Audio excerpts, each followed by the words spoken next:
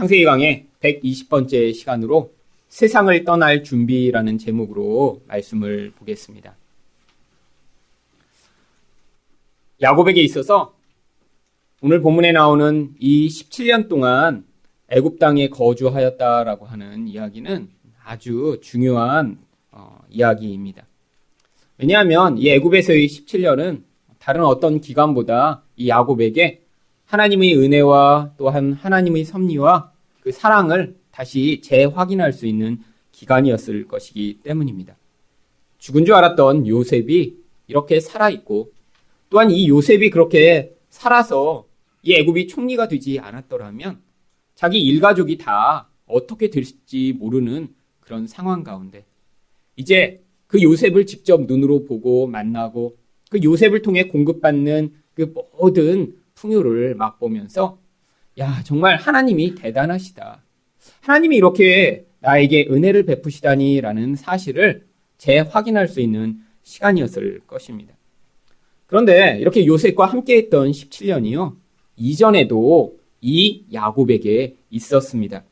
창세기 37장 2절을 보시면 야곱의 족보는 이러하니라 요셉이 17세의 소년으로서 이렇게 과거에도 이 야곱이 이 요셉과 17년을 함께 살았다라고 성경이 이야기를 합니다. 그런데 가나안에 있을 때의 이 17년은 어떤 결과를 만들었나요? 이 17년 동안 야곱은 요셉을 편애하다가 결국 가족 사이에 분열을 만들고요. 형제들이 요셉을 미워하게 만들어서 결국 그 17년 이후에는 더 긴 기간 동안 아주 극심한 고통을 경험하게 됩니다. 왜죠? 자기 욕심으로 이 요셉을 붙들고 있었던 17년이기 때문입니다. 그런데 이 17년과 대조적으로요. 이 애굽에서의 17년은 이 요셉에게는 행복과 기쁨을 맛보게 만들고요. 또한 이런 평안한 죽음을 맛보게 하는 그런 아주 의미 있는 시간이었습니다. 왜 과거에는 이렇게 그 17년이 불행한 결국을 만들었나요? 결국 이 야곱의 욕심 때문이었죠. 자기의 결핍을 눈에 보이는 어떤 대상으로 채우고자 이 요셉을 편애하면서 그것이 결국 요셉뿐 아니라 이 야곱 자신에게도 고통을 가져오게 한 것입니다. 그런데 지금의 17년은 왜 행복한 시간이 되었나요? 야곱이 잘 반응했기 때문인가요? 아니에요. 하나님이 그 인생 가운데 개입해 오셨기 때문입니다. 그래서 하나님이 주신 은혜로 말미암아 이 야곱은 이전과는 다른 그런 특별한 시간을 갖게 되었던 것입니다. 그런데 이렇게 행복하고 특별한 시간을 가졌더라도요. 이것이 이 세상에서는 영원하지 않습니다. 아무리 즐겁고 아무리 재밌고 그래도요. 이 세상에서는 반드시 끝이 오게 되어 있습니다. 그래서 오늘 본문은 이 야곱의 수명이 다하게 되었음을 28절 하반절과 29절 상반절에 이렇게 이야기합니다. 그의 나이가 147세라 이스라엘이 죽을 날이 가까우매. 야곱의 수명은 147세로 정해졌고요. 바로 그 마지막 순간이 다가온 것입니다. 그런데 오늘 시작되는 이 47장 28절부터 시작되는 이 야곱의 죽음 이야기가 창세기 50장까지 이어집니다.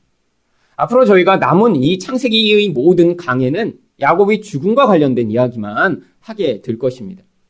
창세기에서 재미있고 흥미진진하고 또 하나님이 개입이 있었던 많은 이야기들이 이제 다 끝났고요. 정리가 되었습니다. 그리고 이제 남은 이 4장에 걸친 이야기는 야곱이 어떻게 그의 죽음을 준비하고 또 어떻게 그 죽음으로 들어가는지를 아주 성경이 자세하게 이야기하고 있는 것입니다. 근데 왜 야곱의 죽음을 이렇게 성경이 길게 묘사하고 있는 것인가요? 앞에 나왔던 다른 족장들, 그 족장들의 이야기 가운데 죽음의 분량은 아주 적습니다. 근데 야곱의 이야기만 이 죽음에 관해 아주 자세하게 묘사하고 있죠. 그 이유는요. 이제까지 아브라함, 이삭, 야곱에 걸치는 이 족장들은요. 바로 하나님이 믿음이라는 것, 변화라는 것, 하나님이 복이 무엇인가를 한 개인의 삶을 통해 보여주시고자 하는 모형이었는데요. 이제 야곱 이후에 시작된 이 12지파로 대표되는 이 이스라엘 민족들은요, 이제 이 교회라고 하는 큰 공동체로 하나님이 어떻게 개입해 오시는지를 보여주시고 계시기 때문입니다.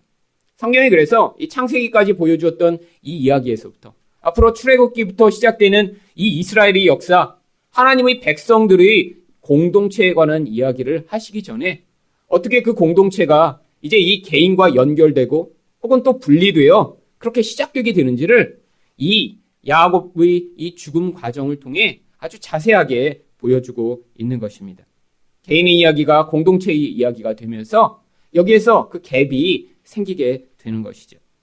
오늘은 특별히 이 죽음을 준비하며 야곱이 요셉에게 아주 특별한 약속을 받아냅니다. 오늘 말씀을 통해 이렇게 세상을 떠나는 성도의 태도가 어떠해야 하는지를 살펴보고자 하는데요. 첫 번째로 세상을 떠나려면 어떤 준비를 해야 하나요? 세상에 대한 집착을 내려놓아야 합니다. 29절 하반절 말씀을 보겠습니다.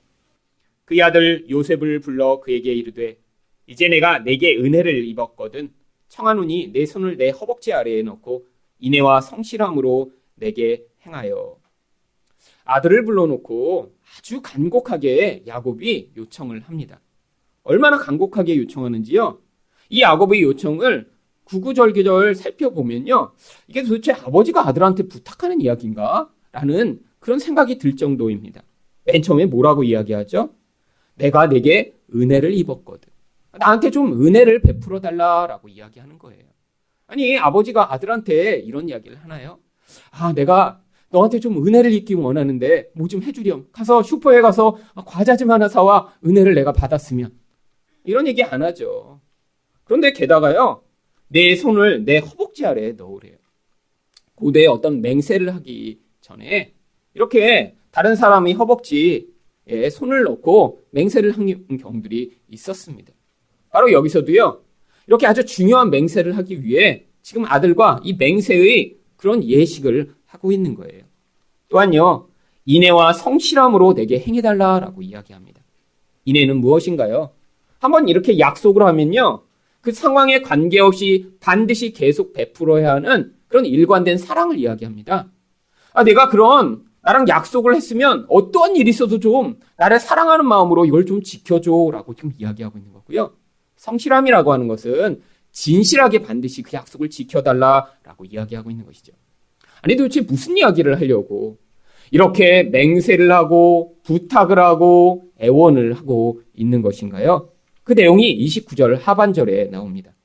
애굽에 나를 장사하지 아니하도록 하라.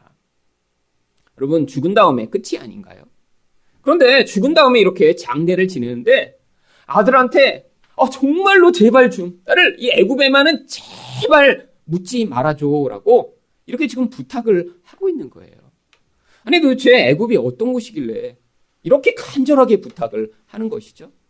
물론 이렇게 죽은 이후에요, 나를 이렇게 어디에 묻어달라고 물론 유언을 할 수 있습니다. 그래서 이렇게 나이 드신 분들 가운데는요, 돌아가신 다음에 묻힐 그런 장지를 스스로 선택을 하는 경우도 있죠.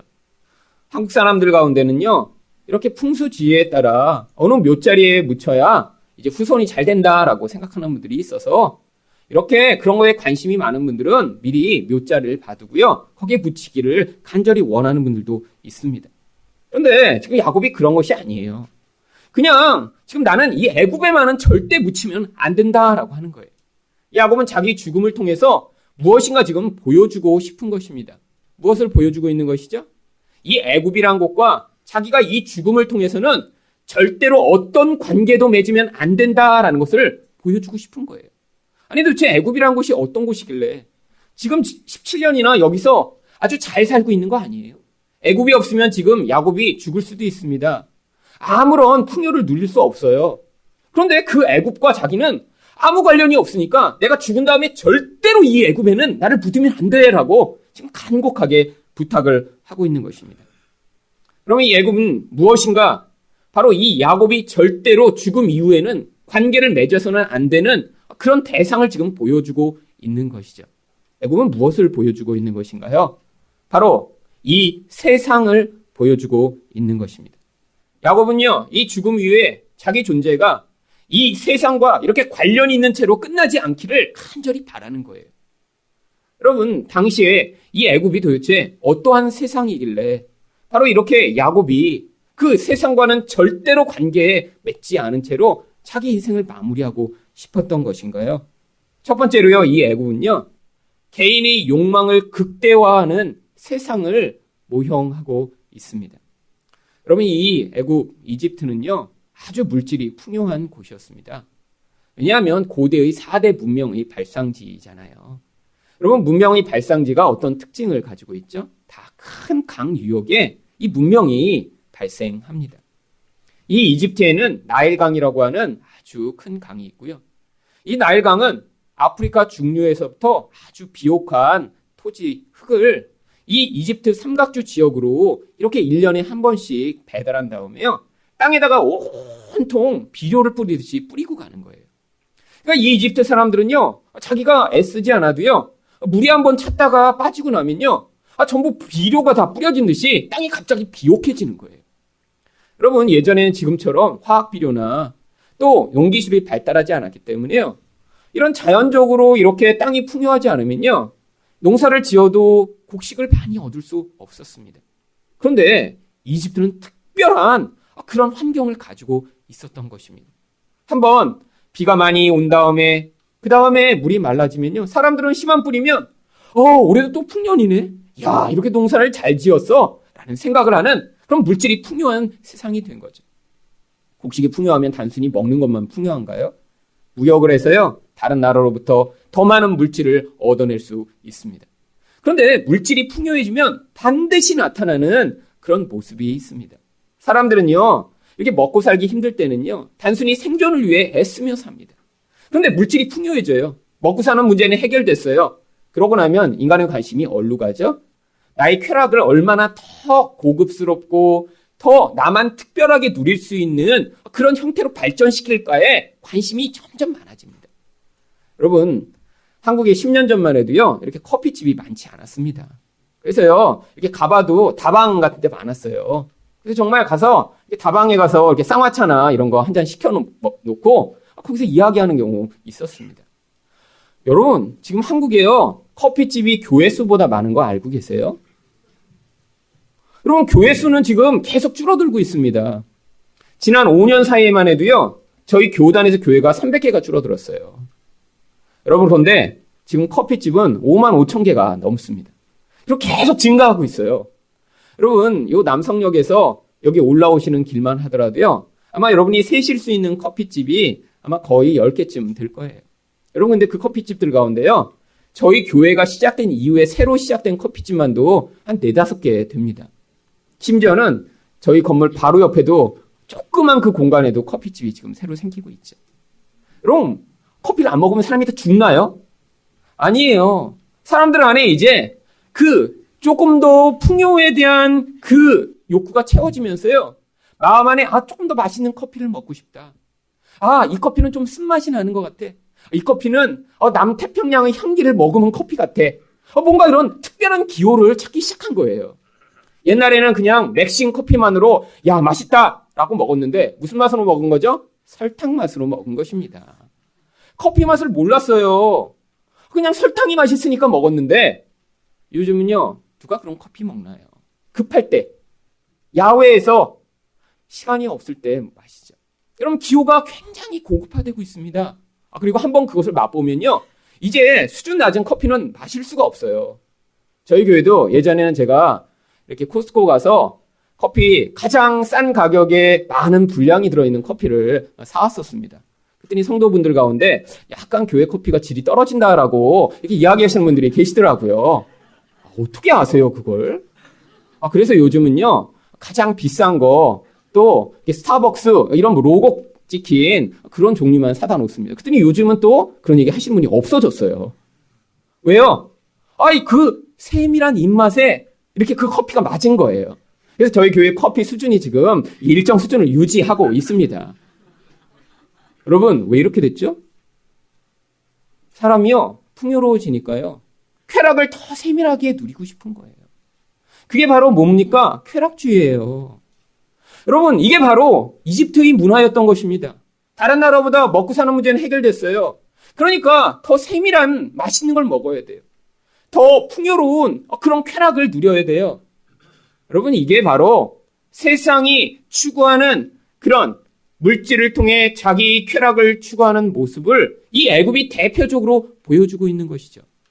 여러분, 이렇게 쾌락주의적 경향이 나타나면 반드시 뒤따라오는 것이 있습니다. 무엇인 줄 아세요? 세상의 물질은 항상 한계가 있거든요. 여러분, 세상의 물질이 다 공평하게 가지고 있나요? 아니에요. 어떤 사람은 많이 가지고 있고요. 어떤 사람은 적게 가지고 있습니다. 또한 태생적으로 능력이 많아서요. 적게 가지고 있는 물질을요. 이렇게 뻥튀기 할 수 있는 능력을 가진 사람도 간혹 존재합니다. 그러니까 금방 빈부격차가 생기는 거예요. 여러분, 그래서 조금 더 많이 가진 사람은 어떻게 하길 원하죠? 내가 많이 가지고 있으니까 이게 다 나눠주고 싶다. 이런 마음을 가진 사람은 아무도 없습니다. 여러분, 집에서도요. 누군가 하나 더 가지면요. 잘 안 나눠요. 법으로 개입하지 않으면 안 나눕니다. 용돈을 깎는다고 해야지만 겨우 나눠요. 그게 인간의 이기적 본성이에요. 왜요? 나만 더 많이 갖고 나만 더 많이 누리고 싶은 게 우리의 마음입니다. 그런데 누군가 이렇게 많이 가지게 되면요. 반드시 무슨 결과가 나타나는 줄 아세요? 다른 사람을 도구화하기 시작합니다. 여러분, 그게 바로 이 이집트의 모습이었어요. 이렇게 물질이 풍요했는데요. 사람들이 다 먹고 사는데 걱정 없이 살았던 게 아니에요. 1%의 부자들을 위해 나머지 99%가 노예가 되어 살아가던 것이요. 바로 이집트의 문화입니다. 왕족, 귀족, 부자들, 그리고 사제들만 그 많은 물질을 자기들이 독점했어요. 이 부자들을 봉양하기 위해요. 수없이 많은 사람들이 그들을 섬겼습니다. 여러분, 그런데 지금도 그렇죠?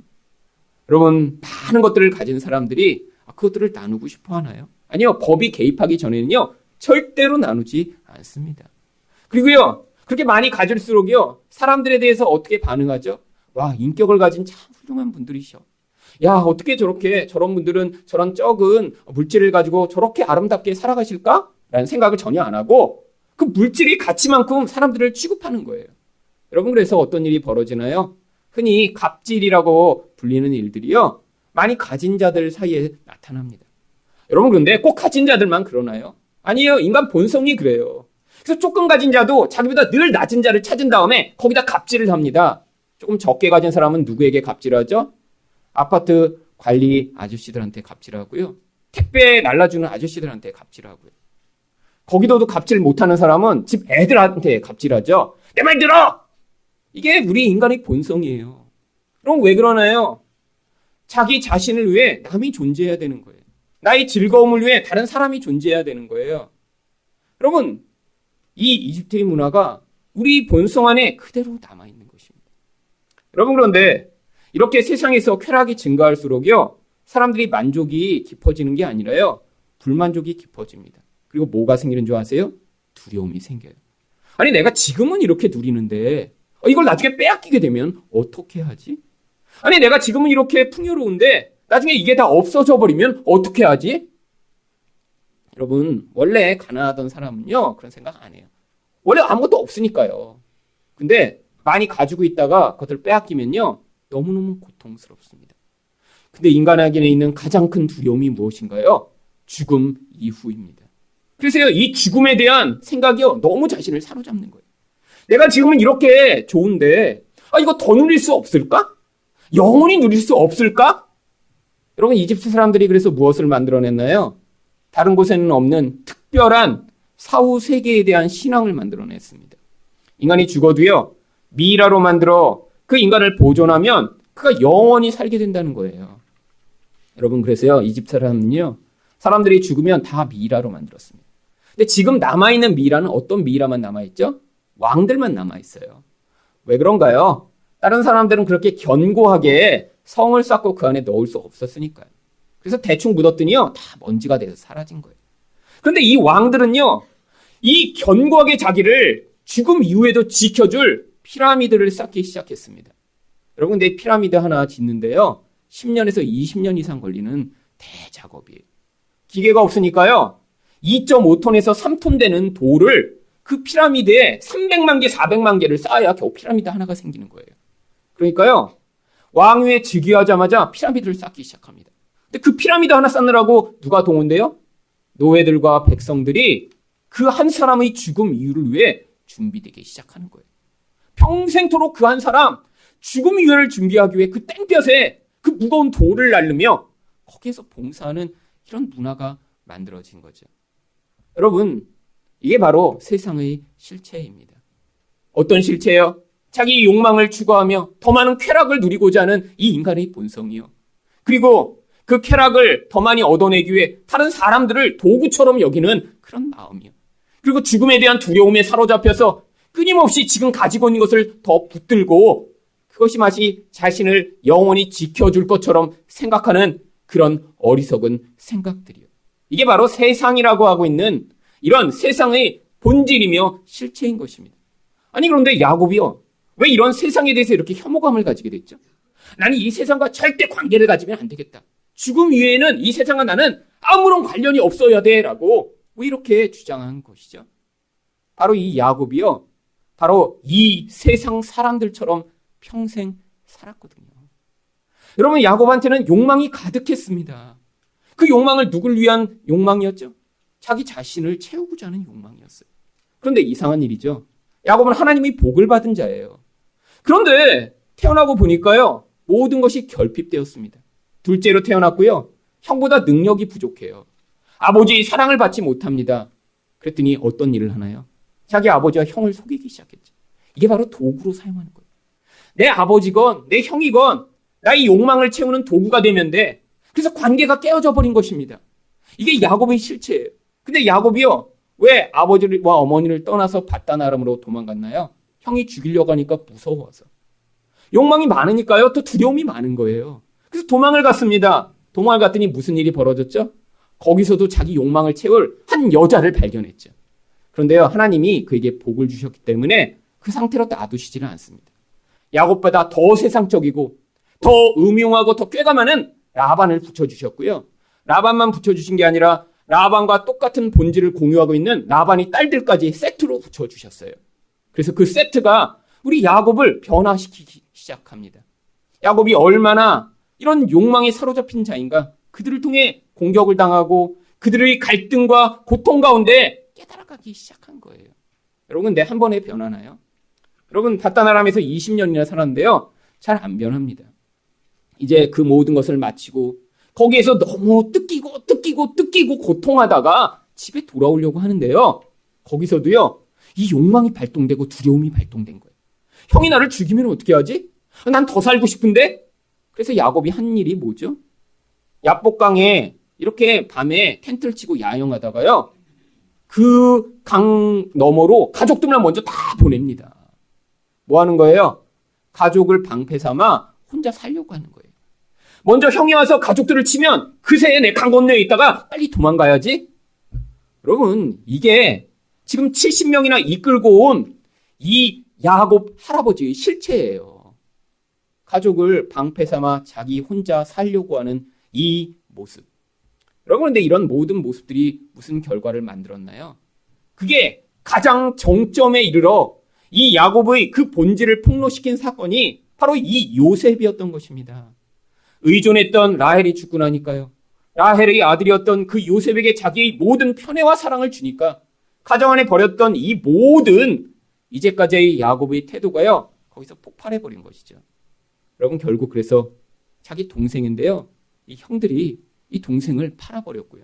그때부터 이 야곱의 인생 가운데 사는 것이 죽는 것보다 더 고통스러운 그런 삶이 시작되었던 것입니다.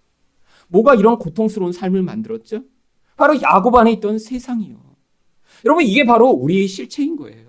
여러분, 우리도 세상 속에 살면서요, 세상 사람처럼 살아갈 때가 너무 많아요. 나의 욕심을 이루고자 살아가고요, 주변에 있는 사람을 나의 도구로 삼을 때가 너무나 많아요. 그러니까 자꾸 문제가 발생하는 것입니다. 여러분, 그런데 하나님이요, 하나님 백성은 그 상황에서 그대로 방치하시지 않습니다. 왜요? 하나님 백성은 복을 받은 자이기 때문이에요. 복을 받을 자는 복을 받을 자처럼 변화되어야 하기 때문에 하나님이 그 인생 가운데 개입해 오시는 것입니다. 이렇게 그래서 하나님이 그 인생에 개입해 오셨더니요, 나중에 야곱이 어떤 고백을 하나요? 창세기 47장 9절 말씀입니다. 야곱이 바로에게 이르되 내 나그네 길의 세월이 130년이니이다. 내 나이가 얼마 못되니 우리 조상의 나그네 길의 연조에 미치지 못하나 험악한 세월을 보내었나이다. 여러분, 이 죄악이 만들어낸 결과가 험악하였던 것입니다. 어떤 결과죠? 결국 관계가 다 깨지게 되는 결과였어요. 가족끼리 서로 다 미워하게 되는 결과였어요. 고통 속에서 벗어날 수 없는 결과였어요. 근데 이 모든 결과를 만든 이유가 무엇이라고요? 바로 세상이요, 세상. 어떤 세상이요? 야곱이 살아가고 있던 세상이 아니라요, 야곱 안에 있었던 세상이요. 자기 욕심대로 살고자 했던 그 세상이요. 다른 사람을 도구처럼 만들고자 했던 그 세상이요. 죽음에 대한 두려움 때문에 다른 사람을 도구로 삼아 혼자 살려고 했던 그 세상이요. 여러분, 야곱은 바로 그것을 깨달은 것입니다. 무엇 때문에요? 자기가 가장 사랑하던 요셉을 빼앗김으로 말미암아, 내가 이런 존재였구나. 내가 이렇게 나의 욕심과 이런 이기심으로 살아간 그 결과가 이런 참혹한 결과를 만들어냈구나라는 사실을 깨달으며, 이 세상과 이제 나는 더 이상 깊은 관계를 맺으면 안 되겠다. 내가 죽음으로써라도 나는 이 세상과 이제 관계없는 자로 이 인생을 바치고 싶다라는 그런 마음이 생겼던 것입니다. 여러분은 얼마나 이런 세상과 관계없는 삶을 살아가고 계신가요? 아니, 우리 모두 다 세상 가운데 살아가는데요, 매일처럼 우리 안에 있는 이 세상의 영향력이 우리 안에 있는 이기심을 자극합니다. 그래서요, 매일같이 고민하게 되는 거예요. 매일 나의 이익을 선택할 것인가? 하나님의 뜻을 따를 것인가? 나를 위해 살 것인가? 옆에 있는 사람을 위해 살 것인가? 여러분 안에서 이런 세상의 영향력을 여러분이 경험하시며, 이것이 이렇게 파괴적 결과를 만드는구나, 인생을 오히려 더 고통스럽게 만드는구나 라는 사실을 깨달으셔야 여러분이 이 죽음을 준비하는 자리에 서실 수 있는 거예요. 이것을 깨닫지 못하면요, 여러분 이 땅의 삶 또한 이렇게 야곱처럼 하나님 너무 험악하네요 라는 고백을 하실 수밖에 없고요, 또한 아직 죽음을 제대로 준비하지 못하고 있는 것입니다. 여러분, 그런데 나 자신이 얼마나 이 세상에서 벗어났는지는요, 스스로는 잘 알 수 없습니다. 누가 알 수 있죠? 옆에 있는 사람이 잘 알아요. 근데 그냥 이렇게 일주일에 한 번 만나는 사람은요, 잘 모릅니다. 옆에 있는 부부, 자식 혹은 엄마, 아빠가요, 잘 알아요. 그래서 옆에 있는 사람이요, 여러분을 향해 이렇게 고백을 하면 돼요. 우리 자식은 정말, 우리 아들은 이렇게 정말 이제 이기적이지 않고 정말 사랑이 넘치네? 그러면 여러분이 지금 이 세상으로 벗어나고 있는 거예요. 근데 여러분 엄마가, 이놈의 자식은 그냥 옛날보다 더 이기적이야, 그냥 어떻게. 이러면 지금 세상이 너무너무 깊이 그 안에서 영향력을 미치고 있는 것입니다. 여러분, 또한 나이가 들면 무엇을 물어보셔야 돼요? 이제 우리 남편은 예수님이 오늘 부르셔도 편안하게 하나님 나라에 갈 수 있겠구나. 옆에 있는 사람이 그렇게 봐야 돼요. 근데 남편이 나이가 들면서 점점 보험이, 예전에는 하나만 들다가 이제 3개, 5개, 7개 막 보험이 늘어나면서, 나 이렇게 지금 죽으면 어떡하지? 내 친구가 이렇게 죽었대. 그리고 막 벌벌 떤다. 장례식에 갔다 오고 나면 사람이 한 3, 4일 동안 고민에 빠졌다가 제대로 회복이 안 돼요. 내 친하던 친구가 벌써 죽었어. 나도 죽으면 어떻게 하지? 이런다 그러면 지금 아직 준비가 안 된 것입니다. 친구 장례식에 갔다 와도 다음에 이제 하나님이 날 부르시면 참 좋겠다, 이런 마음으로 담대하게 반응하시면 우리 남편 갈 준비가 됐구나 생각을 하게 되는 거예요. 여러분, 이 땅에는요, 다 다른 순서로 오지만요, 갈 때는 모릅니다. 하나님이 누구부터 부르실 것 같아요? 나이 많은 순서대로요? 아니요, 준비된 순서대로 부릅니다. 또 그렇다고 하나님 그럼 전 준비를 늦게 한 다음에 아주 나이 들어서 그때 하나님 저는 불러주세요, 이렇게 생각하는 사람은 험악한 인생을 살게 되어 있어요. 여러분, 선택하셔야 돼요. 이 땅에 살면서 매일같이 험악해서 정말 매일 하나님 차라리 죽는 게 낫겠어요, 이렇게 살지, 아니면 이 땅에 살면서도 하나님이 주시는 은혜가 이렇게 좋구나, 하나님 그러니까 전 이제 가도 괜찮겠어요 라고 사시던지요. 어떤 선택을 하시겠습니까? 저 같으면 후자를 선택하겠어요. 물론 부르시는 건요, 언제인지 모르니까요, 가는 날까지 행복하고 즐겁고 기쁘고 나 때문에 다른 사람도 행복한 그런 삶을 살아야죠. 내가 있으니까 저 인간 때문에 정말 어디 못 살겠어, 정말 이런 사람들이 주변에 있다면요, 지금 심각한 것입니다. 여러분, 여러분이 계셔서 옆에 사람이 행복하세요? 여러분이 계셔서 옆에 사람이 정말 힘을 얻고 계세요? 여러분 때문에 정말 당신은 정말 오래 살아야 돼. 당신 없으면 아무것도 안 될 거야. 라는 이야기를 듣고 계세요? 여러분, 그러면 지금 여러분 준비가 되신 거예요. 하나님이 이런 사람은 또 예성애로 오래 살게 하시는 경우들이 많아요. 왜요? 그 사람 통해 많은 은혜가 흘러가니까요. 여러분, 우리 안에 있는 이 세상의 모습을 발견하시고, 하나님, 내 안에 이렇게 세상이 가득하네. 저를 이 세상으로부터 구원하셔서 야곱처럼 이 세상과 관계없이 세상을 살아가는 자 되게 하여 주시옵소서라는 그런 기도를 여러분 하실 수 있어야 할 것입니다. 두 번째로, 세상을 떠나려면 어떤 준비를 해야 하나요? 하나님 나라에 대한 확신을 가져야 합니다. 30절 말씀입니다. 내가 조상들과 함께 눕거든 너는 나를 애굽에서 메어다가 조상의 묘지에 장사하라. 요셉이 이르되 내가 아버지 말씀대로 행하리이다. 야곱이 또 이르되 내게 맹세하라 하매 그가 맹세하니. 야곱은 단순히 애굽에 묻히지 않는 것만이 목적이 아니었습니다.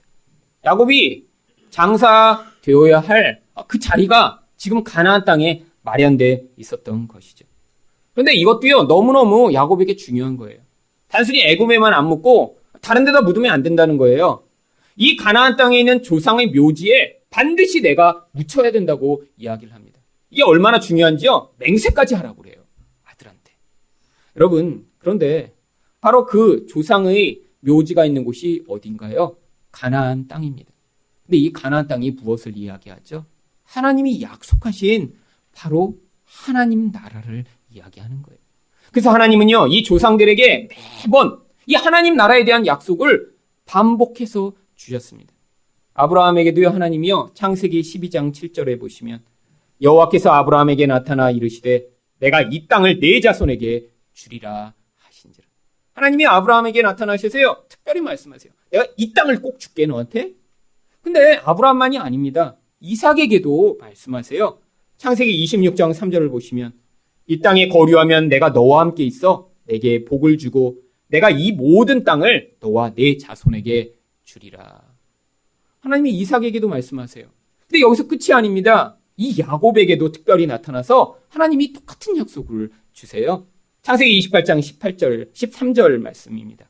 또 본즉 여호와께서 그 위에 서서 이르시되 나는 여호와니 너희 조부 아브라함의 하나님이요 이삭의 하나님이라. 내가 누워있는 땅을 내가 너와 네 자손에게 주리니. 아니, 그 땅에 이렇게 금이 있나요? 하나님이 왜 그 땅을 이렇게 주시겠다고 약속하시죠? 여러분, 하나님이요, 이 조상들에게 약속하신 것은요, 땅과 자손에 대한 약속밖에 없습니다. 그런데 이렇게 하나님이 약속하셨는데 정말로 이들이 그래서 땅을 좀 많이 얻었나요? 아니, 이렇게 하나님이 몇백 년에 걸쳐서 반복적으로 약속하고 계신데요. 지금 그들이 얻은 땅은요, 지금 그 가나안 넓은 땅 중에 아브라함이 돈 주고 산 매장지밖에 없어요. 무덤밖에 없는 거예요, 지금. 그 무덤을 이 아브라함이 아내 사라가 죽었을 때 이렇게 돈을 주고 삽니다. 창세기 23장 16절에서 18절 말씀입니다. 아브라함이 은 400세겔을 달아 에브론에게 주었더니 마므레 막벨라에 있는 에브론의 밭, 곧 그 밭과 거기에 속한 굴과 그 밭과 그 주위에 둘린 모든 나무가 아브라함의 소유로 확정된지라. 여러분, 겨우 요거 하나 산 거예요. 그럼 묘지가 얼마나 넓겠어요? 그럼 얼마 되지 않는 그 땅을 겨우 가지고 있는데 이게 지금 하나님의 약속이 무엇인가요? 근거가 되는 것입니다. 이제 가나안 사람들한테 이 땅을 샀지만 앞으로 이것을 근거로 해서 하나님이 나머지 땅을 주실 그 약속이 그 안에서 증거로 바라보고 있는 것이에요.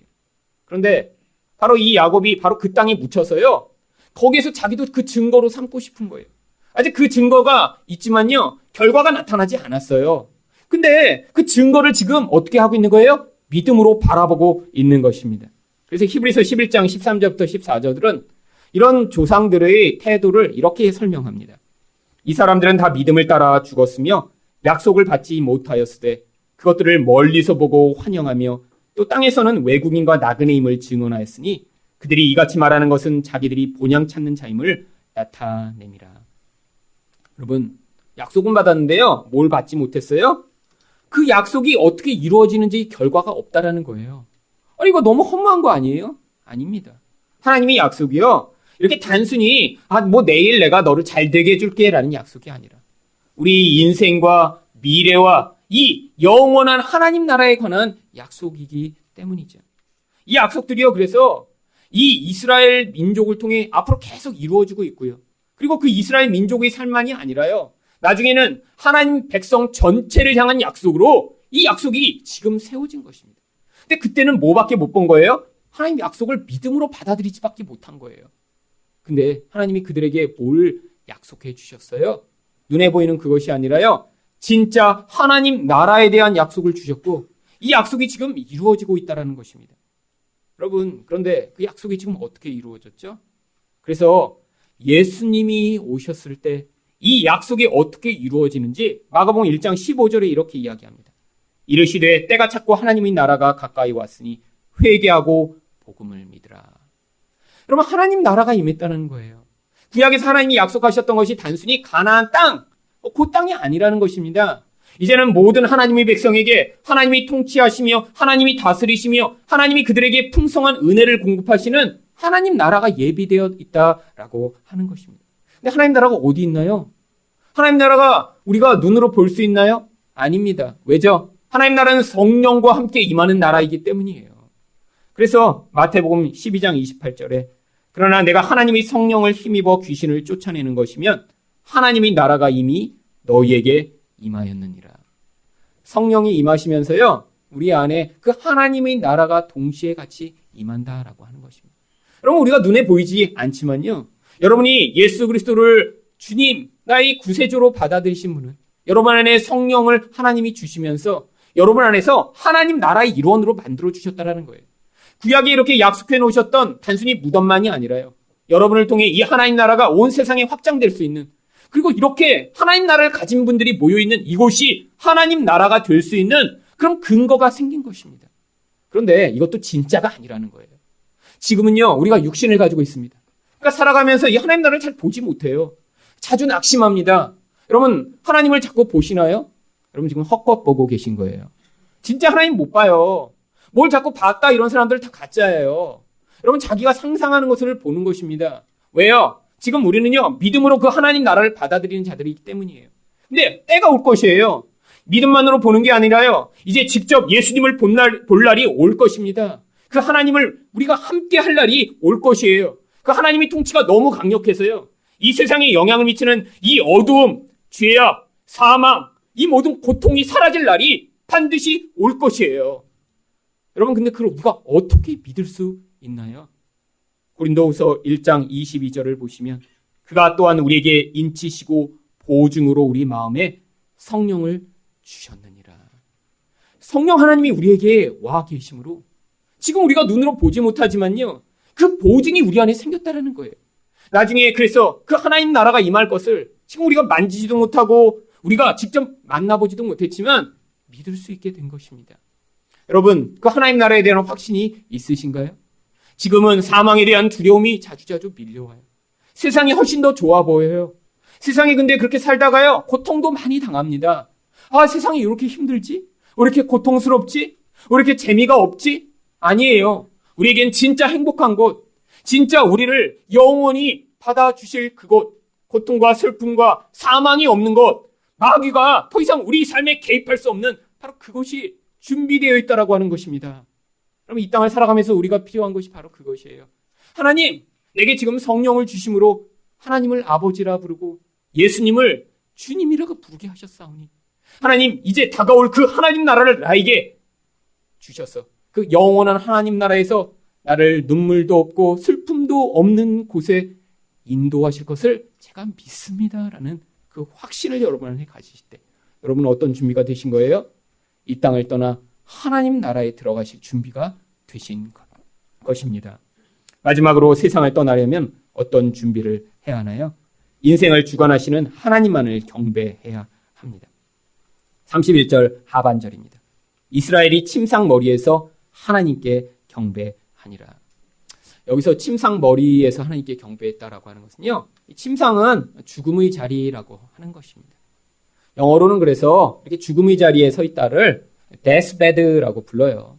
누가 이렇게 데스베드에 있다 그러면요. 지금 바로 죽기 바로 전이라는 거예요. 지금 이 야곱이요. 죽기 얼마 전이에요. 그래서 그 죽음의 자리인데 거기서 뭘 고백해요? 하나님을 경배합니다. 여러분 경배가 무엇인가요? 하나님을 모든 것의 가장 최고의 자리에 올려드리는 것이 경배예요. 그게 바로 예배입니다. 하나님 맞습니다. 하나님만이 맞고요. 우리 하나님이 최고 중요하신 분이고요. 우리 하나님이 모든 것의 결정자십니다. 라고 고백하는 거예요. 여러분 그런데 야곱의 인생이 어땠나요? 인생 내내 험악하게 살았습니다. 고통이 가득했어요. 너무너무 깊은 슬픔이 많았어요. 여러분 그런데 이 야곱을 성경은 무엇이라고 이야기합니까?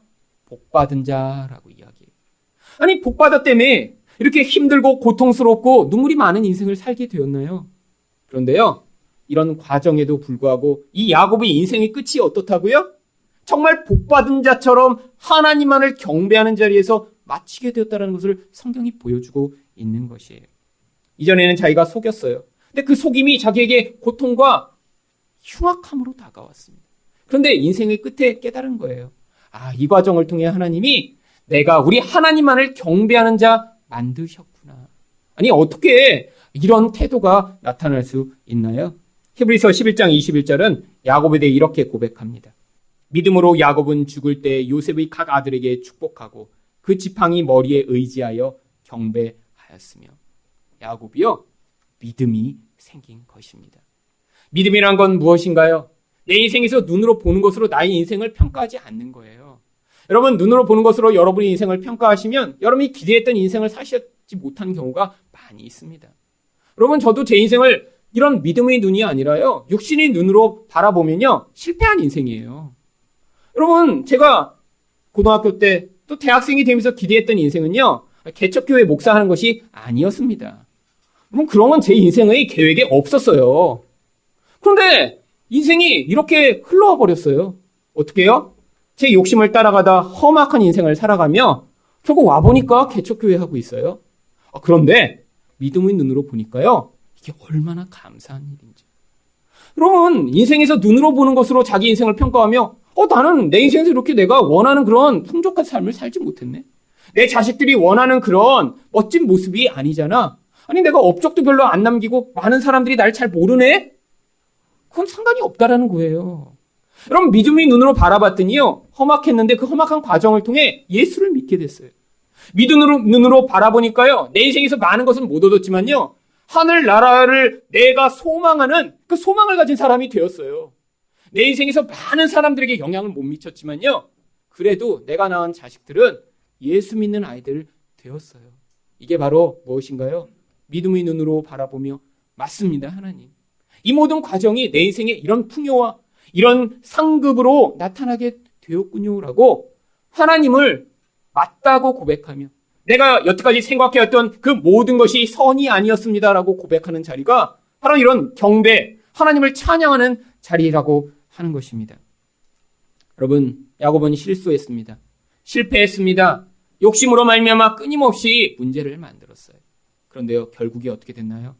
하나님이 개입해 오셨더니요. 이런 하나님만을 높이고 경배하는 이런 아름다운 마무리가 되게 된 것입니다. 여러분 인생에 대해 후회를 가지고 계세요? 그때 이렇게 했을걸. 그때 그 사람이랑 내가 결혼했을걸. 그때 애를 그냥 안 낳았을걸. 여러분, 여러분의 그런 계획이 아무 소용이 없다는 거예요. 실수했어요. 잘못한 것 같아요. 그때 그 전공을 택하지 않았었어야 됐는데 여러분 관계없다라는 거예요. 여러분이 어떤 전공을 택하고 어떤 일을 하셨던 어떤 모습으로 사셨던 관계없이 우리 하나님이 이렇게 하나님의 백성의 인생 가운데는 결국 개입해 오셔서 이런 아름다운 결국을 만들어 내시는 것입니다. 여러분 이 준비를 인생에서 하시는 거예요. 하나님 맞습니다. 나는 이렇게 실수투성이고 문제투성인데 우리 하나님이 나를 복받은 자 만드시기 위해 개입해 오셨더니 우리 하나님이 하신 그 모든 일이 맞습니다. 그래서 우리 하나님을 하나님으로 영광 돌리고 찬양 드립니다. 라는 그 고백이 여러분이 영혼 안에서 진심으로 고백되신다면 이제 준비가 되신 거예요. 여러분 아직 준비 안 되셔서 이곳에 오셔서 매주 말씀을 그러니까 더 많이 들으셔야 돼요. 준비되신 분은 안 나오시고 이제 하나님 이제 좀 끝났으니까 이제 불러주세요라고 하셔도 됩니다. 그렇게 2주 안 나오시면 제가 연락을 드리겠습니다. 아직 때가 안 됐으니까 그냥 계속 나오시라고. 자기가 판단할 수 없어요. 자기는 다 된 것 같은데요. 저는 고등학교 때 준비 끝났거든요. 그때 다 된 줄 알았어요. 근데 살아보니까 준비가 하나도 안 됐더라고요. 그래서 착각이 이렇게 심하니까요.